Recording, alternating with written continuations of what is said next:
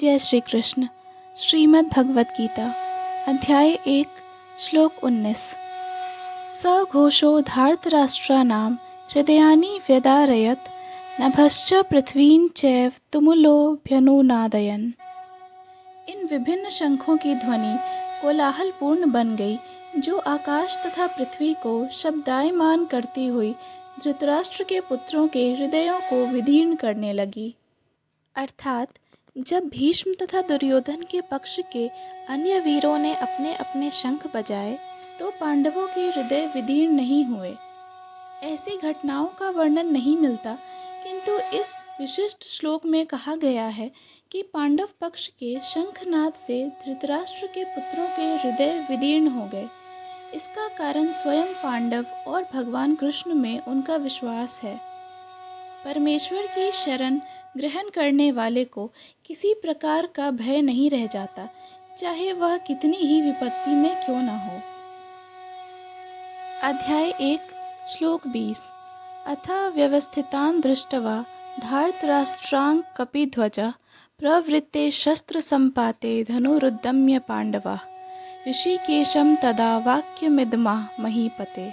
उस समय हनुमान से अंकित ध्वजा लगे रथ पर आसीन पांडुपुत्र अर्जुन अपना धनुष उठाकर तीर चलाने के लिए उद्यत हुआ। हे राजन, धृतराष्ट्र के पुत्रों को व्यूह में खड़ा देख अर्जुन ने श्री कृष्ण से ये वचन कहे। अर्थात युद्ध प्रारंभ होने ही वाला था। उपर्युक्त कथन से ज्ञात होता है कि पांडवों की सेना की अप्रत्याशित व्यवस्था से धृतराष्ट्र के पुत्र बहुत कुछ निरुत्साहित थे, क्योंकि युद्ध भूमि में पांडवों का निर्देशन भगवान कृष्ण के आदेशानुसार हो रहा था।